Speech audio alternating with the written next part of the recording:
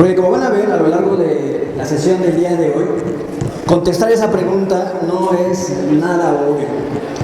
Si uno hace, digamos, una especie de encuesta así inmediata con nuestros conocidos, con nuestros allegados, nos van a decir quizás una gran cantidad de ideas de lo que es la economía. Algunas de esas ideas seguramente van a estar muy cercanas a lo que vamos a plantear y algunas de ellas seguramente van a estar muy lejanas. Quizás una de las primeras ideas que se nos viene a la mente cuando decimos economía es la idea de finanzas. Y pensamos en los famosos índices, que es el índice Jones, que es el índice Nasdaq, ¿no? Y de hecho esa es la idea que generalmente tenemos de lo que es la economía. Cuando uno ve los noticieros, ¿no? Si uno ve esas cosas, ¿no? De repente vemos allá a López Dóriga hablando de que cayó el índice Nasdaq, ¿no? Y uno dice, uy, terrible, ¿qué será eso? ¿No? Y se ha puesto que ni siquiera el propio López Dóriga sabe qué es el índice Nasdaq. Ahora, bien, acá el punto va a ser que nosotros comencemos a distinguir que las finanzas, si bien son muy importantes, si bien corresponden a un papel fundamental en el desarrollo del capitalismo actualmente, no es exactamente lo que es la economía. Y eso es lo primero que tenemos que poner sobre la mesa. Las finanzas no es igual a la economía. En todo caso, las finanzas son una rama, vamos a ver, de lo que es la economía. Las finanzas se encargan del estudio, del movimiento de los precios. Pero como vamos a ver, los precios, aunque son fundamentales, no es todo lo que la economía es. Y esto va a ser fundamental, porque vamos a ver a lo largo de la charla de hoy que hay un jaloneo, que hay una lucha que de ninguna manera se restringe a meros conceptos abstractos o a meros academicismos, sino que van a ver ustedes que es una lucha social y política. Porque quien controla la economía, lo van a ver ustedes, controla gran parte de nuestra vida cotidiana y de nuestra vida inmediata. Dicen los economistas que todos somos, lo sepamos o no, víctimas de un economista muerto. Muchos de los que estamos aquí, el día de hoy, sin saberlo, nuestra vida, nuestro desarrollo humano, fue decidido por un economista. Lo sepamos o no lo sepamos. Y no es porque yo sea economista y entonces quiera darle loas a ese sector de profesionales, no. Sino porque los economistas, como vamos a ver, han estado enquistados en el aparato de gobierno, han estado enquistados en los aparatos de decisión de este país y de muchos otros, y desde allí, con sus campos teóricos, con sus ideas, con sus ideologías, han decidido políticas públicas, han decidido el día a día a través del cual vivimos muchos mexicanos y mucha gente en todo el mundo. Como van a ver ustedes, no es lo mismo ser un economista de corte neoliberal a ser un economista de corte keynesiano. Y cuando esos neoliberales o esos keynesianos llegan a los aparatos de gobierno, sus decisiones son muy importantes y afectan el día a día de todos nosotros. Por eso es que es muy importante que sepamos a qué nos estamos refiriendo cuando decimos economía. Bien, quizás podríamos empezar con lo más clásico y decir que... ¿Perdón? ¿Una noción ahí?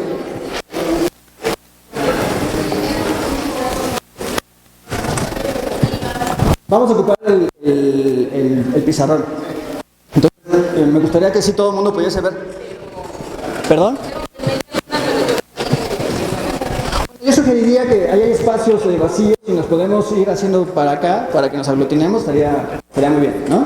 Porque vamos a ocupar el pizarrón. Entonces, sí va a ser importante que sí se vea, ¿no? Claro, gracias. A usted. Bueno, entonces les decía, una forma clásica de empezar sería definir el sentido etimológico de la palabra economía. Y ahí seguramente ustedes ya han escuchado que economía viene del griego, que es oikonomía, se compone de dos palabras, que es oikos, casa, lugar, donde se habita, y nomos, que es cuidado o administración. Pero como va a decir un gran clásico, que de hecho vamos a brevar mucho de él, como diría Friedrich Engels, no podemos juzgar a las palabras por su sentido etimológico, porque las palabras, como muchas otras cosas, se van transformando y van cambiando su contenido y su significado.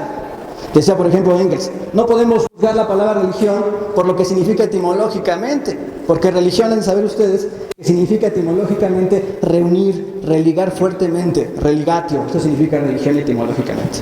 Pero decía Engels, todos sabemos que religión no solamente significa, sino significa instituciones, iglesias, ideología, papas, Vaticano, dominación, fe, etc. Entonces, así como no podemos juzgar a la palabra religión por su sentido etimológico, tampoco podemos hacer lo mismo con la palabra economía. Porque van a ver ustedes, economía no solamente es el cuidado o la administración de la casa, o en todo caso el significado de cuidado o administración de la casa es un significado muy profundo, que no tiene que ver solamente con la idea de administrar una casa como si fuese una empresa, como si de lo que se tratase de ahí un administrador de empresas que va a administrar una empresa. Para pensar así tendríamos que ser Adam Smith. Adam Smith, uno de los fundadores del pensamiento económico clásico, pensaba que la sociedad podía ser considerada como una empresa. Y entonces todos los que estábamos metidos en esa empresa, pues éramos o trabajadores, o éramos dirigentes, o éramos administradores, como si fuera una empresa capitalista. Y van a ver ustedes que esa aparente ingenua definición de economía es súper importante. Porque en efecto, hay quien va a considerar que la economía es una empresa y de lo que se trata entonces es ganar. De lo que se trata entonces es obtener ganancias. Pero vean ustedes que ganar, obtener ganancias, no significa generar bienestar. Para muchos economistas es una prioridad que, por ejemplo, suba el Producto Interno Bruto. Que el Producto Interno Bruto suba cada año. Como seguramente ustedes saben, el Producto Interno Bruto es un indicador económico que mide la actividad de un país durante un año. La mejor definición de un Producto Interno Bruto es toda la actividad económica medida en precios del mercado durante un año en un país determinado. Pregunto, ¿puede quizás subir el Producto Interno Bruto? Pero eso no significa, compañeros, compañeras, que a un país, que a una población le esté yendo bien. Podría bajar el Producto Interno Bruto, y tampoco significaría inmediatamente eso que está mejorando el bienestar de la población. Ahora, si ustedes le preguntan a un economista, lo importante para ellos es que suba, porque lo que está pasando allí es una realización de ganancias. Nos dicen los indicadores económicos que el Producto Interno Bruto significa bienestar para todos, pero sabemos que no es así. Los economistas sacan datos muy interesantes, como por ejemplo, ingreso per cápita, que sería el ingreso que recibimos cada uno supuestamente de ese Producto Interno Bruto. Y yo pregunto, ¿cuándo a ustedes les han ido a tocar a su casa y les han dicho, señor, tenga aquí su parte que le corresponde al Producto Interno Bruto? ¿No? ¿Cuándo? No, eso no sucede. Entonces, considerar la economía como la administración de una empresa o de una casa ya tiene de suyo una ideología, ya tiene de suyo una postura, ya tiene de suyo ahí un uso del lenguaje, y vamos a verlo, una forma de relacionarse políticamente con la realidad. Por eso no podemos fiarnos por las definiciones etimológicas. De allí que tengamos que revisar un poco las diferentes formas, las diferentes consideraciones que se tienen de lo que es economía. Y aquí vamos a hablar de tres que me parece que, sin ser reductibles, es decir, sin acabar con toda la cantidad de enfoques teóricos que hay sobre la economía, estas tres de las que vamos a hablar son las más representantes. ¿Sí? Primero vamos a hablar de lo que, en términos de la academia, conocemos como la economía política. Fíjense, la economía política, otra vez, no nos engañemos con los nombres, implica un análisis político de la economía de suyo. De hecho, en muchos otros países, la economía política es conocida como economía nacional. Y eso ya nos da una clave del origen de la palabra y del campo de conocimiento del que estamos hablando. La economía política surge junto con los estados-nación propiamente capitalistas. La economía política comienza a gestarse por ahí del siglo XVII y va teniendo grandes avances hasta que se consolida ya en el siglo XVIII y llega a su máximo exponente, que es Adam Smith. Pero acá lo interesante es sostener la idea de que la economía política solo tiene sentido una vez que ya están formados los estados-nación. Ahora, ojo, otra vez, vámonos con cuidado, las palabras y los conceptos son muy importantes. Hablar de nación no es inmediatamente hablar de Estado, y hablar de Estado no es inmediatamente hablar de nación. De hecho, tenemos muchos ejemplos en la historia donde podemos encontrar naciones sin Estado. Y ahí hay muchos ejemplos, ¿no? Voy a citar uno muy contemporáneo para que pensemos un poquito, ¿no? Una nación sin Estado es el pueblo de Palestina, que es una nación y que hoy por hoy no tiene su Estado. No se le ha permitido tener su Estado. Ahora bien, podemos encontrar estados, quizás sin nación.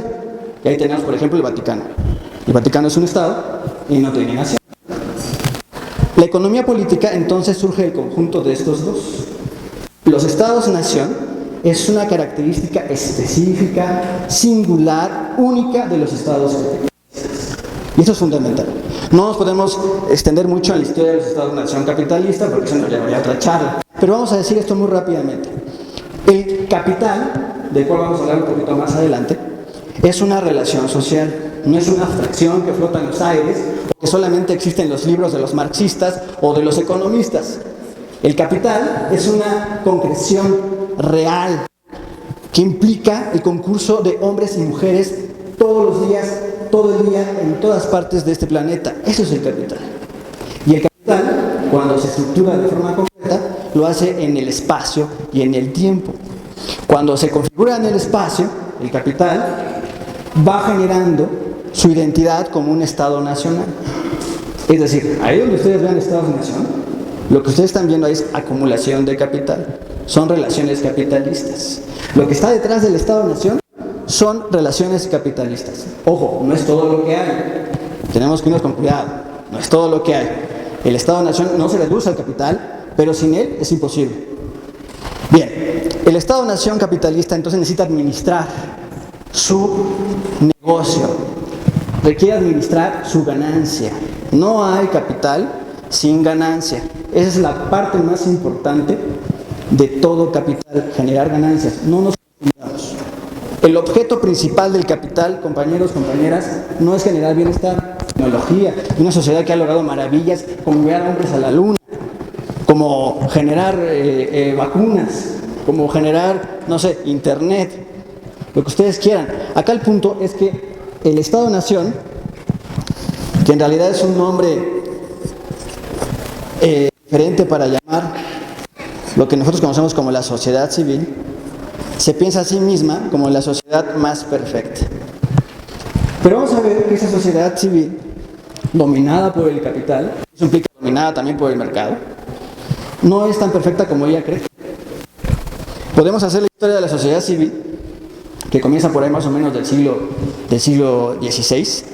Podemos hacer su historia y nos vamos a dar cuenta de que aparte que está llena de guerras, ¿no?, de conquistas, de colonialismo, de violencia, de guerra, además de eso, esta sociedad civil está llena de crisis. A la sociedad civil le sucede algo muy raro, que entra en crisis económicas, en crisis que hasta el día de hoy se siguen repitiendo. ¿Se acuerdan ustedes del famoso error de diciembre? ¿Se acuerdan ustedes del famoso crack de Nueva York de 1929? ¿Se han escuchado hablar de eso? ¿Sí? ¿Se acuerdan ustedes de los jueves negros, los martes negros, en la que todo el mundo entra en pánico y no sabe qué está pasando? Bueno, pues eso es una constante en toda la historia de la sociedad civil, en toda la historia de los Estados-nación. No hay un momento de su historia que esté libre de estas crisis.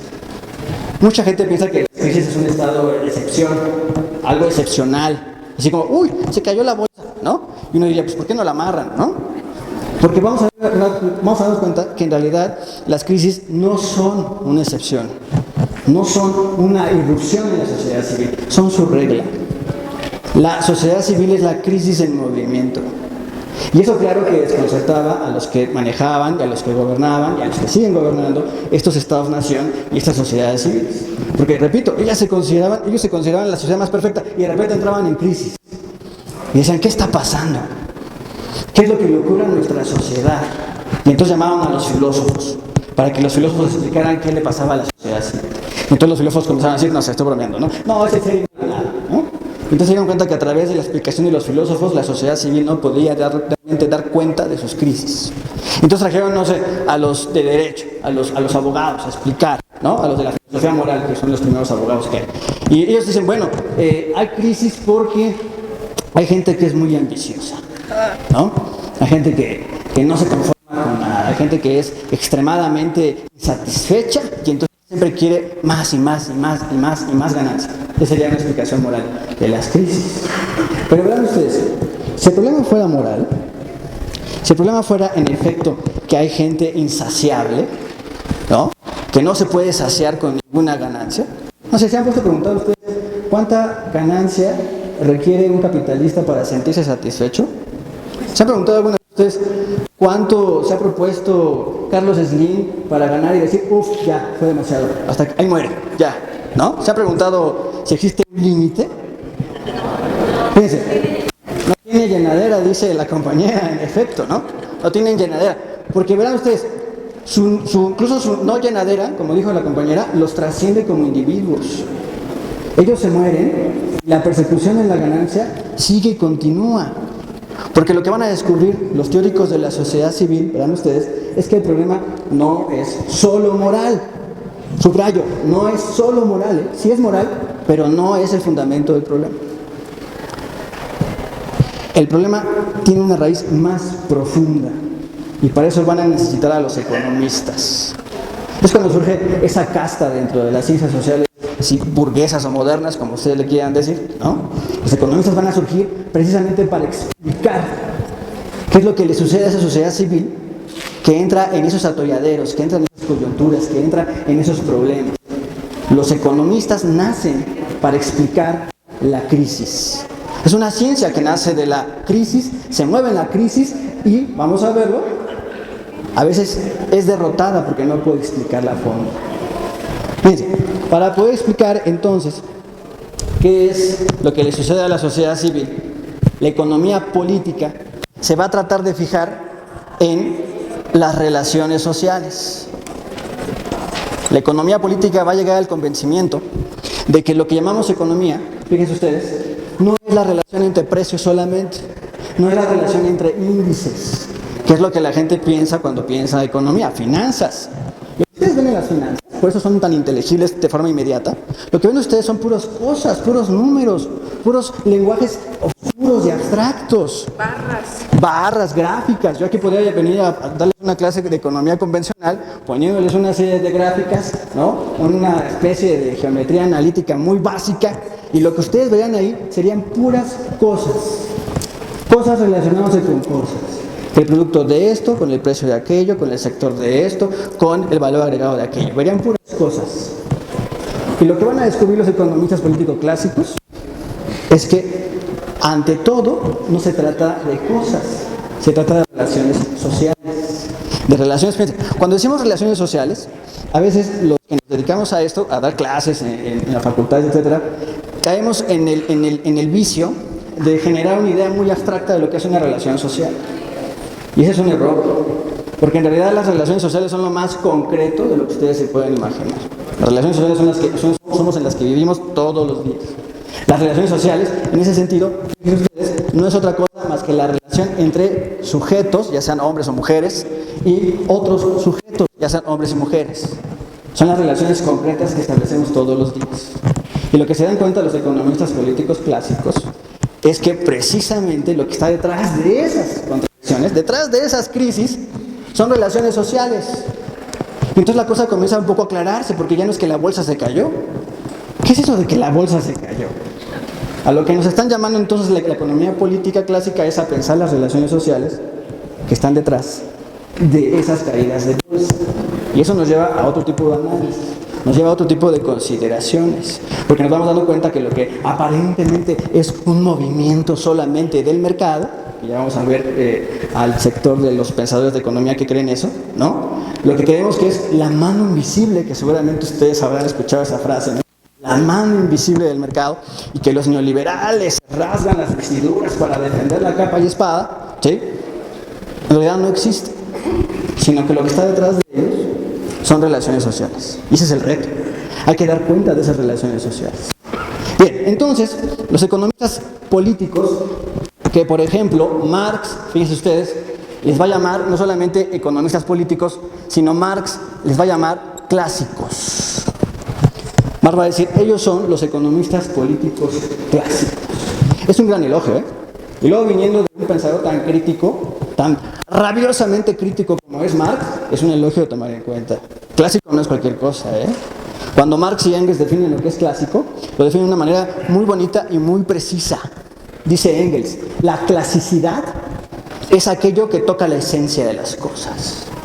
Dice, órale, ¿no? A ver, ¿por qué nos gusta? Bueno, no sé si a ustedes les gusta, pero a mí sí me gusta. Pink Floyd, ¿no? Porque yo considero que Pink Floyd es clásico. ¿Y qué significa que es clásico? Pues que toca la esencia de lo que es el rock progresivo, según yo, ¿no? Bueno, cada uno de ustedes puede poner ahí el ejemplo, ¿no? ¿Por qué los Beatles son clásicos? Pues porque tocan la esencia de lo que es pop, ñoño, ¿no? No sé.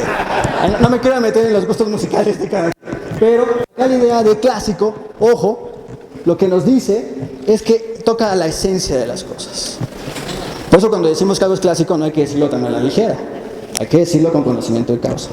Entonces Marx se da cuenta que la economía política clásica es clásica porque toca la esencia de los problemas económicos, o sea, las relaciones sociales, las relaciones sujeto a sujeto. Entonces lo que se da cuenta la economía política clásica es que detrás de las categorías económicas, como por ejemplo la categoría del capital, la categoría del trabajo o la categoría de la renta de la tierra, lo que está detrás en realidad son sujetos concretos, hombres y mujeres. ¿Qué está detrás del capital? Pues lo que Marx va a llamar sus personeros, que son los capitalistas. ¿Qué hay detrás del trabajo?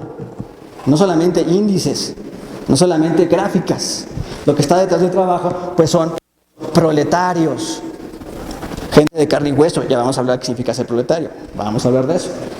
Y detrás de la renta de la tierra, ¿quién están? Pues los terratenientes. Y todos son hombres y mujeres de carne y hueso, ¿eh? No son solamente indicadores, no solamente son gráficas. Es importantísimo que no lo perdamos de vista. Eso es importantísimo, fundamental. Y ahora acá el punto, y esta es una idea muy interesante que también pone sobre la mesa Marx, es que tanto los capitalistas como los trabajadores y los terratenientes, dice él, son personeros. Y aquí la idea es muy interesante, ¿eh? Personeros. No sé si ustedes han escuchado esta palabra de personeros, ¿no? Si ustedes alguna vez han leído una obra de teatro, no visto, seguramente han visto muchas obras de teatro, sino leído.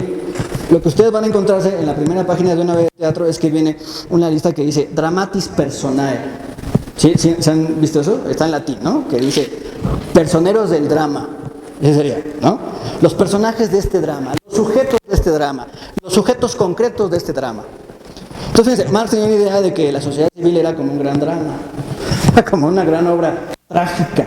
Vamos a ver en qué implica su tragedia, en la cual había personeros, dramatis personae, lo cual es muy importante. ¿Por qué? Porque fíjense ustedes, uno quizás puede acabar con el actor que encarna a cierto personaje.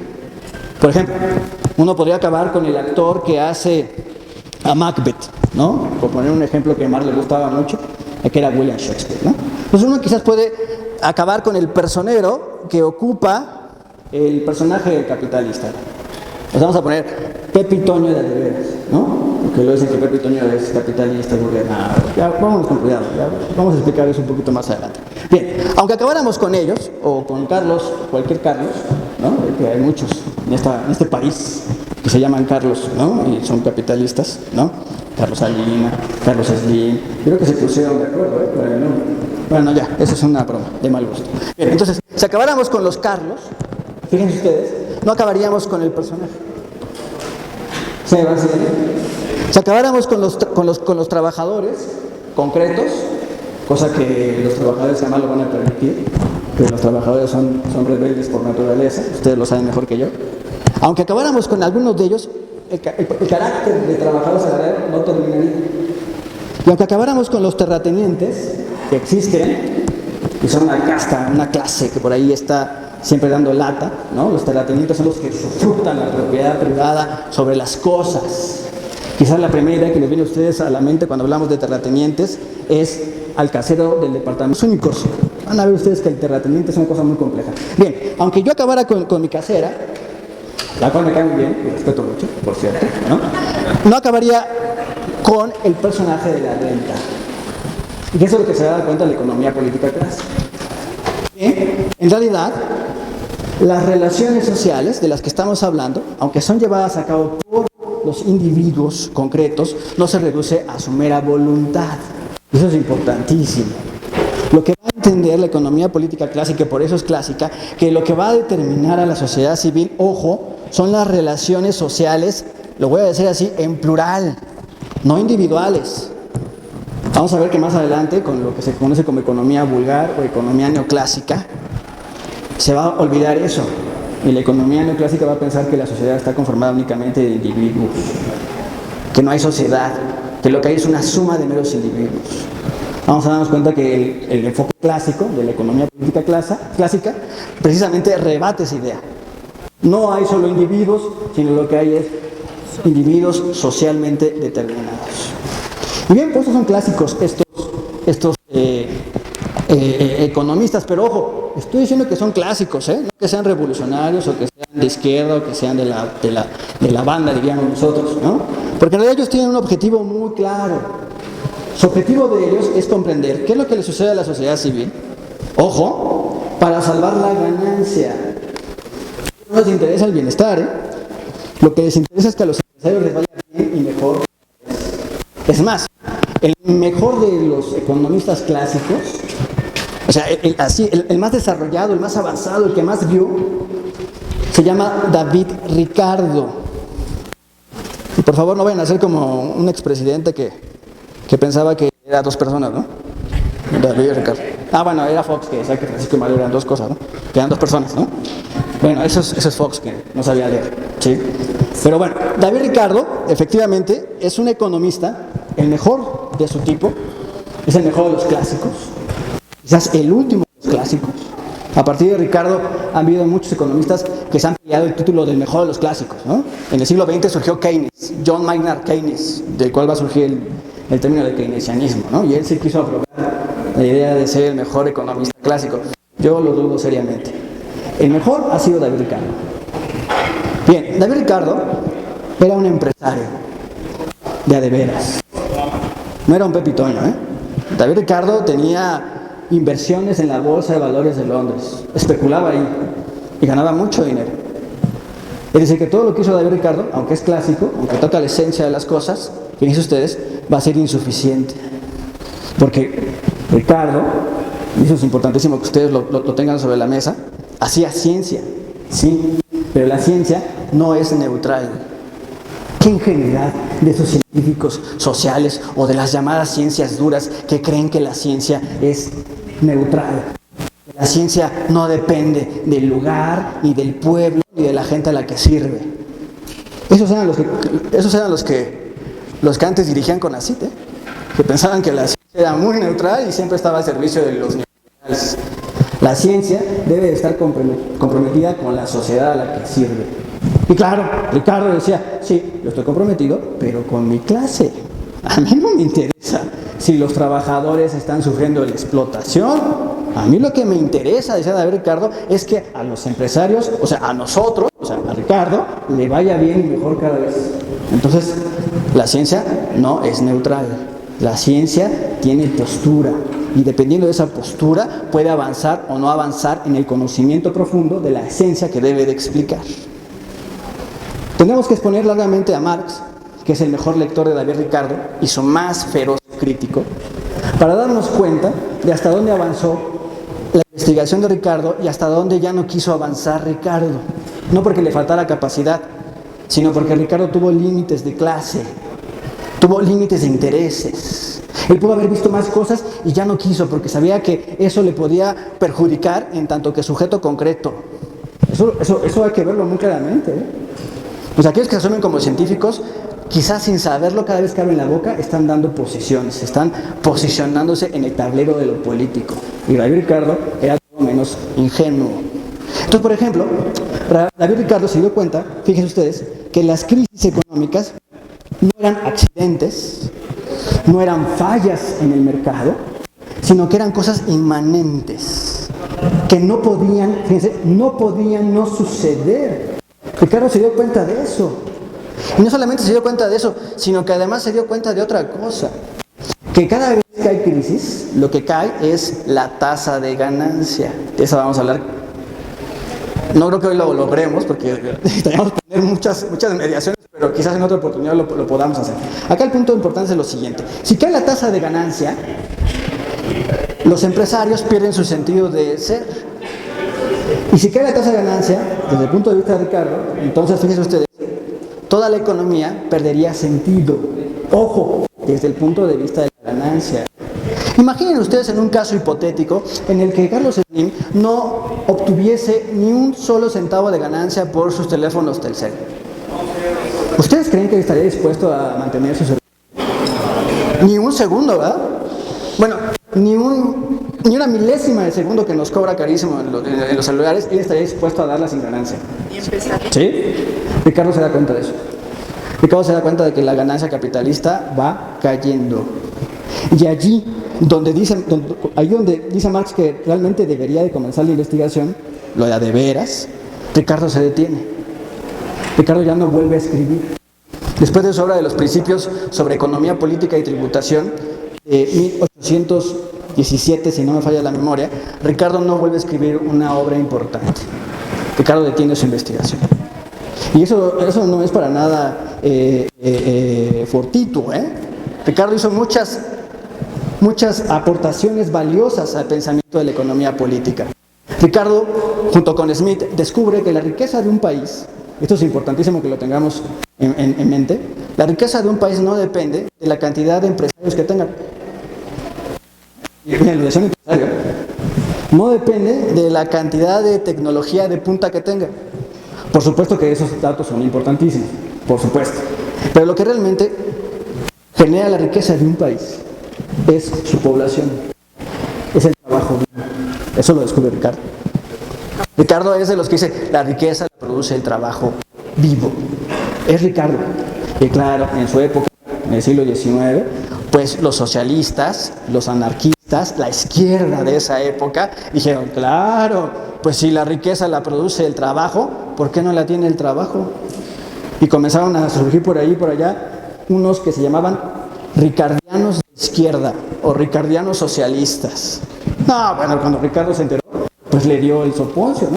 Porque Ricardo pues, era empresario, fifí, capitalista, como ustedes quieran, ¿no? Entonces de repente que por allí algunos dijeran que eran de izquierda en nombre de Ricardo, no, pues para Ricardo se fue y salió urticaria. Yo creo que por eso no volvió a escribir. ¿Se me van siguiendo? ¿Sí? Entonces, las teorías, los conceptos tienen implicaciones políticas y eso no lo debemos de perder, no lo debemos olvidar. Funciona como un gran avance para el discurso de la derecha, el que nosotros pensemos que los conceptos y las teorías son pérdida de tiempo y son meras ingenuidades. Funciona para ellos, pero para nosotros, los de izquierda, no podemos darnos ese lujo. Tenemos que pensar a fondo los conceptos, las categorías con las que hablamos y con las que construimos nuestro discurso. Bien, entonces la economía política clásica, por eso es clásica, y ojo, no lo perdamos de vista, surge de la mano con el Estado-Nación o con la sociedad civil. Bien, pero la cosa no se detiene con los clásicos. Justamente en el siglo XIX surgieron otra casta de economistas que se dieron cuenta de las implicaciones muy peligrosas que las afirmaciones de los clásicos estaba ocasionando. No me alcanza el tiempo aquí, pero yo les podría exponer cómo la historia del socialismo, que no lo inventa Marx, ¿no? Que no lo inventa Hugo Chávez, la historia del socialismo surge en el siglo XIX, como una lucha barrial, de calle, profunda, de las masas trabajadoras. ¿Y cómo es que el socialismo comienza a construir su discurso, con el cual sale a convencer a la gente en las calles, con la cual lucha en las palestras? Comienza a construir su discurso tomando las enunciaciones de la economía política clásica. Entonces, fíjense qué ironía, ¿no? Los economistas burgueses querían explicar la sociedad civil para salvar la ganancia, ¿y qué les salió? Pues el tiro por la culata. Porque con sus teorías, los socialistas comenzaban entonces a defender, a luchar por reivindicaciones y a luchar por incluso algunas prebendas, están dicho prebendas porque son derechos ganados que hasta el día de hoy tenemos. La jornada laboral de 8 horas, que en la Ciudad de México yo sé que no se cumple, pero debería de cumplirse, esa fue una victoria ganada desde la lucha de los trabajadores y las trabajadoras del siglo XIX. Y no me estoy refiriendo solamente a los trabajadores de Europa, me refiero a las luchas socialistas en el siglo XIX, aquí en América Latina y en México. Pero tendríamos que hacer una historia de eso y no nos alcanza el tiempo. Bien, entonces van a surgir unos economistas de la academia, unos Herrprofessors, ¿no? Porque van a nacer sobre todo en las academias alemanas, que hablaban alemán, ¿no? En la escuela austriaca. Van a surgir unos economistas que se van a decir a sí mismos economistas marginales. y que algunos historiadores del pensamiento económico llaman la revolución marginalista. Yo más bien pienso que es una contrarrevolución, pero ya veremos por qué. La economía marginal va a surgir con la obra de un economista de nombre León Walras. ¿No se ve? Muchas gracias, compañero. Muchas gracias. León Walras para los cuates, Walras para los economistas. León Walras. León Walras se le va a ocurrir la idea de que la economía ya no debe ser llamada política, porque eso ocasiona problemas en el análisis. Toda la escuela de Walras va a sostener que lo que hay que hablar es de una economía pura, sin político. Una economía que realmente sea científica, porque desde el punto de vista de Walras, la economía no debe tomar postura política. La economía se debe de convertir en un discurso estrictamente científico. ¿Y eso qué es, señor Walras? Matemáticas. Walras es el que va a matematizar la economía. Walras es el responsable de que la economía se haya convertido en un lenguaje oscuro, en un lenguaje esotérico, en un lenguaje extraño. Tú escuchas a un economista hablar y uno parece que está escuchando a un médico. Lo digo con todo respeto a los médicos, pero no sé si a ustedes les ha pasado y cuando uno habla con un médico y uno les pregunta, oiga, doctor, ¿qué tengo? Y entonces el médico le dice, no, pues está enfermo de ¿qué? ¿No? Porque claro, el médico está usando un lenguaje técnico con el cual puede descubrir, dar diagnósticos de las enfermedades del cuerpo, ¿se entiende? Pero cuando ustedes escuchan a un economista hablar, es peor que un médico. Un economista les diría, claro, el problema de la economía mexicana es que los índices a nivel mundial han caído 3 puntos porcentuales, tenemos incertidumbre en los mercados de futuro están cayendo a partir de un quinto porcentual. ¿Les entendió? ¿Le entendieron? Claro, se escucha así como muy apantallador, ¿no? Uno va a decir, no se sabe, ¿no? Y luego uno los escucha hablar y entonces sacan unas gráficas y unas tablas así apantalladas que uno dice, no, pues sí, es que los números no mienten, ¿no? Sí, porque como decía Paul Samuelson, premio de economía del siglo XX, 2 más 2 es igual a 4, independientemente de la lucha de clases. Y uno dice, qué razón, sí, qué hombre tan sabio, ¿no? Uno se genera esas imágenes, ¿sí? Porque uno se basa, desde luego,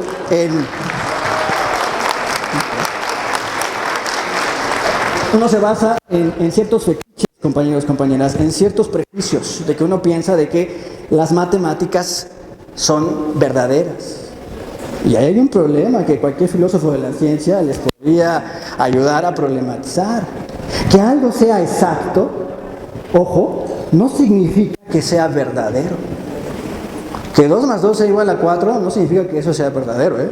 Y un filósofo de las matemáticas o un físico puro les podría poner en cuestión que 2 más 2 es igual a 4, pero no me quiero meter en un plan que no manejo.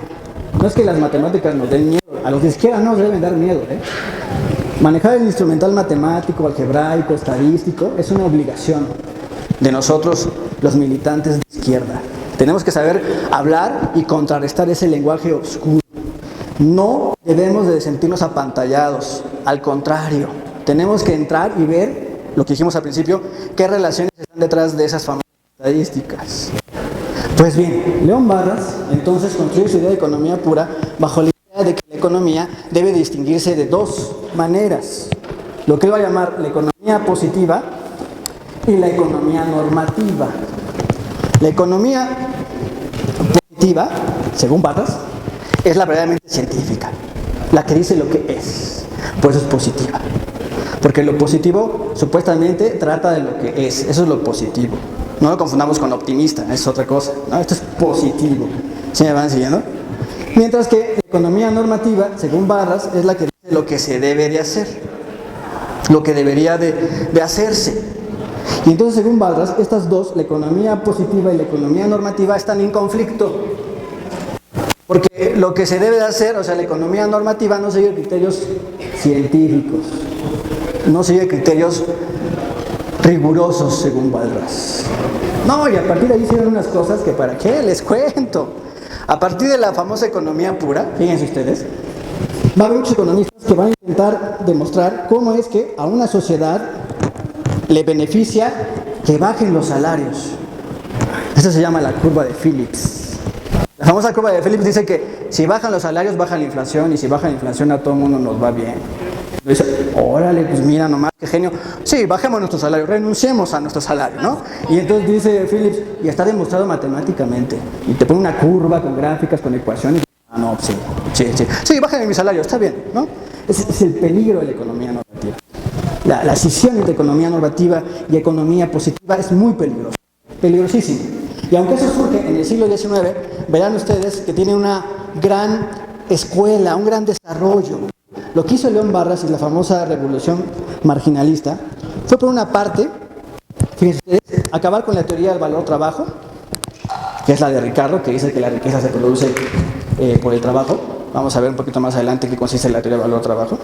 La quitó y puso lo que se conoce como la teoría del valor subjetivo, que dice que las cosas, fíjense ustedes, vale de acuerdo a tu gusto y tu preferencia.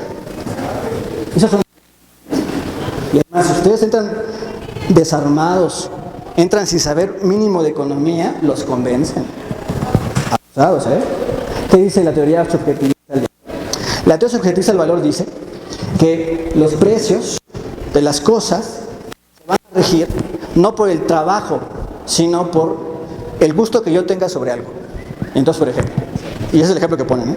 Dicen, si yo tengo mucha sed, como ahorita, esta botellita de agua, esta, va a tener un gran precio para mí. Porque claro, ya lo hemos visto. Y entonces, la voy a abrir, me voy a tomar un traguito. Aprovechando el ejemplo, ¿no? Ya me tomé un traguito, ¿y qué fue lo que pasó? Que mi sed se satisfizo. Bajó mi sed. Bueno, no tanto, espérenme tantito. Ahora sí, no, porque va a bajar. Ya bajó mi sed. ¿Qué pasó con el precio según la teoría subjetivista del valor? Bajó. Dice la compañía, se depreció. ¿Ya ven cómo todos manejamos ese lenguaje? Sí, claro, ¿no? Y si la sigo tomando, ¿qué va a pasar con su precio? Que va a bajar. Y entonces, cuando yo tenía mucha sed, costaba muy caro. Pero cuando ya estoy satisfecho, ya costó poquito. Ellos mismos acaban de demostrar que eso es verdadero. ¿Qué lucha de clase, de trabajo, ni explotación? ¿Para qué le hacen caso a los marxistas y a los rojos y a los críticos de izquierda? No, no saben que el muro de Berlín ya se cayó, ¿no? Aquí lo que me importa son sus gustos y preferencias de ustedes. El mercado está para satisfacer sus gustos y sus preferencias. Y eso es lo que rige la dinámica del mercado. Eso comienza con Barras. Y vamos a ver que es una falacia. Que es una falacia, un error de razonamiento. Pero no basta con nada más decirlo, hay que demostrarlo. Y a eso vamos a dedicarnos un poquito más adelante. Compañero. Yo quería dar un ejemplo que decían que ahora los jóvenes iban a estar sufriendo mucho porque sus salarios, aunque fueran universitarios o de profesionistas, su valor de salario nunca les iba a alcanzar para cumplir, por ejemplo, el celular que quieren cada 3 años, el iPad, los viajes y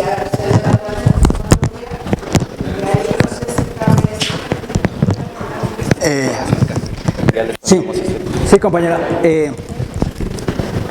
Usted ya se adelantó un punto muy importante, ¿no? Ya vamos a hablar de cosas tristes, ¿no? Eso que usted dice se llama la generación de los 5000, que es la generación, yo digo, ¿cuál es millennial? Son los 5000. Y me dice, oh, somos más. No. Espérate, te voy a explicar lo que significa lo que dice la compañía, la generación de los 5000.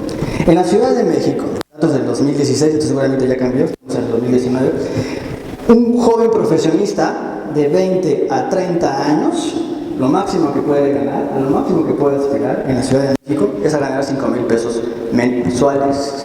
5,000 pesos mensuales. Evidentemente, con eso, que ya no hablemos del celular y la tablet, ¿no? Con eso no te alcanza para emanciparte de tu núcleo familiar. No puedes fundar una familia, no puedes ni rentar un cuarto para ti solo.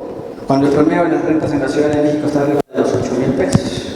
5,000 pesos no te alcanza para nada. Y la pregunta es, ¿por qué ganan 5,000? Si le preguntan a ustedes a Balras, ya, es que no ha podido expresar adecuadamente sus gustos y preferencias.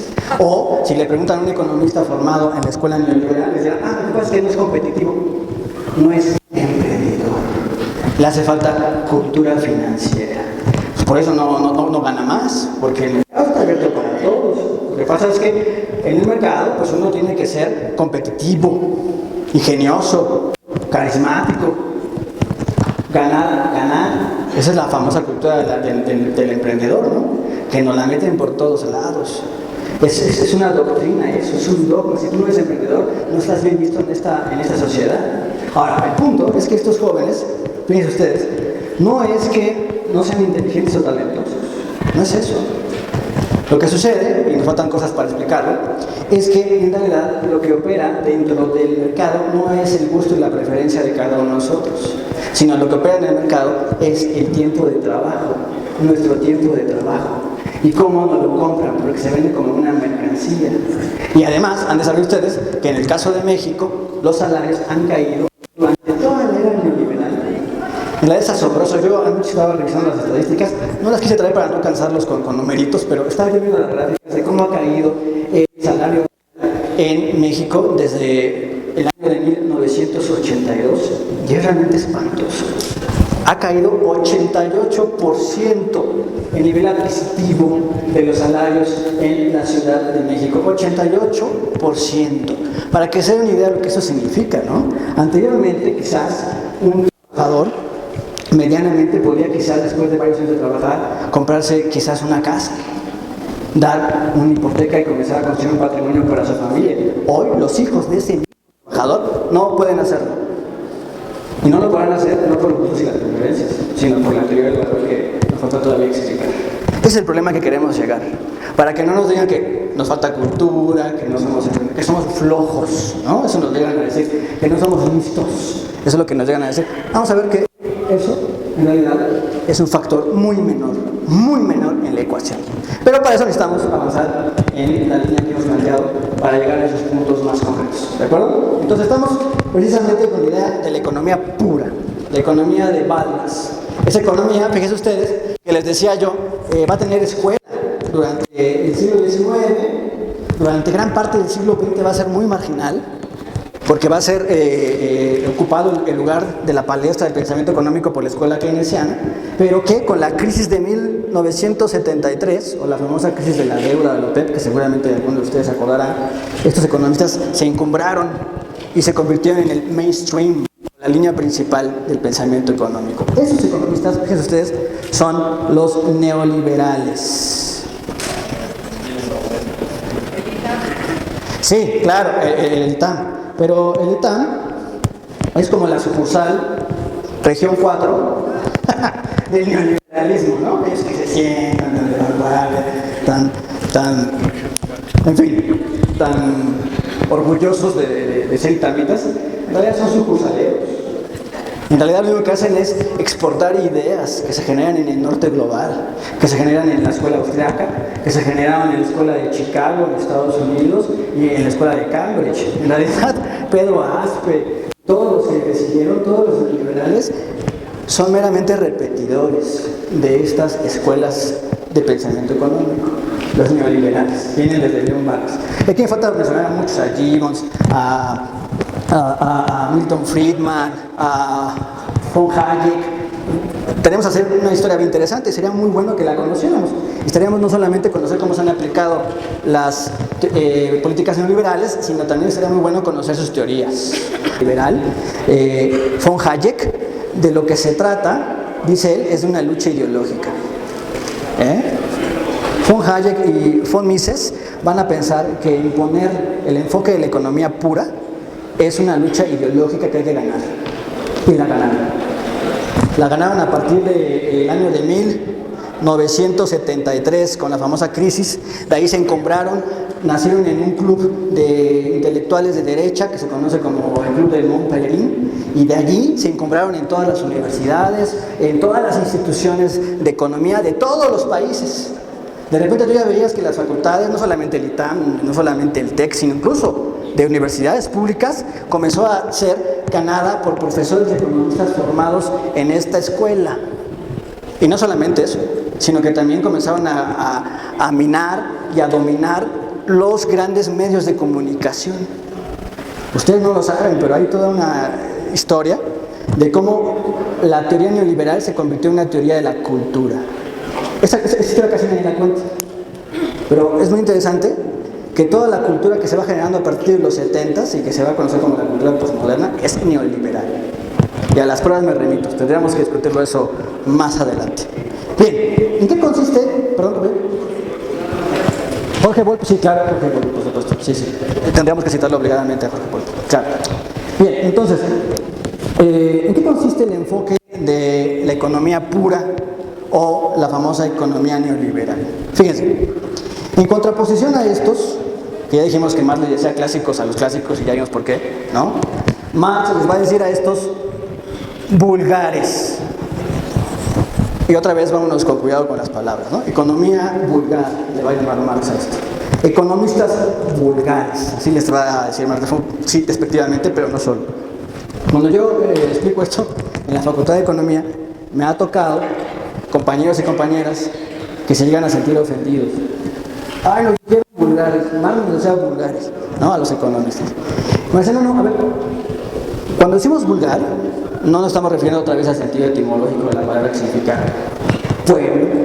Vulgo significa lo común, ¿sí? No es eso. Tampoco lo estamos diciendo desde un clasismo. Así como, no, vulgares a los que les gusta el reggaetón, ¿no? No. Aquí cuando Marx dice vulgar, lo está diciendo desde un sentido otra vez teórico, desde un sentido otra vez crítico. Vulgar es ver solamente la superficie. Vulgar es solamente ver puras apariencias. Esto es muy interesante, porque las superficies y las apariencias no son falsas. No quiere decir que no existan. Eso es interesantísimo. ¿Qué apariencias van a ver los economistas vulgares? Bueno, ellos van a ver la apariencia, obviamente, del mercado. Me sorprendió que cuando preguntamos un poquito qué era la economía, ¿no? Quizás alguno de ustedes me puede haber dicho, es el mercado. Sí, pero el mercado es la pura apariencia, es la pura superficie del problema, es lo inmediato. De hecho, dice Marx, es la esfera ruidosa. El mercado es una esfera ruidosa que nos atrapa y atrapó a los economistas. Los economistas piensan que toda la economía es una economía de mercado y que a partir del mercado se rige todo. Y fíjense, no es que no exista el mercado, no es que no haya oferta y demanda y precios, como vamos a ver más adelante. El problema consiste en pensar que el mercado, los precios y la oferta y la demanda son lo único que hay. Ese es el problema. Pensar que la superficie de las cosas es lo único que existe. Y lo que vamos a poner sobre la mesa, que es uno de los paradigmas más importantes del pensamiento crítico, consiste en lo siguiente. Las apariencias son reales y tienen que ser explicadas, pero no es todo lo real. Hay algo que no se ve, hay una esencia que no se está viendo. Y esa es precisamente la idea de esencia. Si ustedes ven la idea etimológicamente de esencia, significa lo que está oculto, lo que no se ve, esa es la esencia. Bien, cuando nada más nos quedamos viendo el mercado, no estamos viendo la esencia del problema. Y entonces todo lo que podemos decir, fíjense ustedes, no es que necesariamente sea incorrecto, sino que es incompleto. Y en tanto que es incompleto, diría Marx, no es verdad. ¿Por qué? Porque la verdad es el todo. Verdades a medias no son verdades. Para poder llegar a la verdad hay que tener la vista completa, la totalidad del problema. Y estos economistas entonces son vulgares porque solamente ven la pura apariencia, nada más ven la pura superficie, ven al mercado. Y no solamente ven al mercado, sino que se van a convertir en adoradores del mercado. Los economistas vulgares van a creer que el mercado, fíjense ustedes, es un mecanismo natural. Así como los mares tienen mareas a partir de la luna y la gravedad, ¿no? Ellos van a pensar que un mecanismo igual a ese es el mercado. No solamente que es natural, fíjense ustedes, que es consustancial a todo ser humano. Paul Samuelson pensaba que el mercado era una de nuestras pulsiones. Y casi teníamos como un código genético que nos impulsaba al mercado. Entonces tenemos un código genético de oferta y demanda y que estamos siempre dispuestos a intercambiar. vamos a ver que eso ni conceptual ni históricamente se sostiene. El mercado está históricamente creado. No siempre ha existido el mercado. Ni es, como van a decir los economistas neoliberales o los economistas vulgares, no es el mecanismo más eficiente de distribuir la riqueza social. Los economistas vulgares, los economistas neoliberales van a hacer fetiche del mercado y lo van a considerar una bella obra. Y no estoy bromeando, ustedes pueden leer a Milton Friedman y Milton Friedman se refiere así al mercado, como una belleza. Es más, los economistas neoliberales en realidad que son fanáticos, son fanáticos. Ellos creen que en realidad el mercado es lo más perfecto que hay. Y si no funciona como debería funcionar, es porque no lo dejamos funcionar. Es porque lo distorsionamos. Porque llegamos con nuestra economía normativa y le decimos al mercado cómo funcionar. Y por eso nunca hemos dejado funcionar el mercado con su belleza. Esa es la postura de los economistas neoliberales.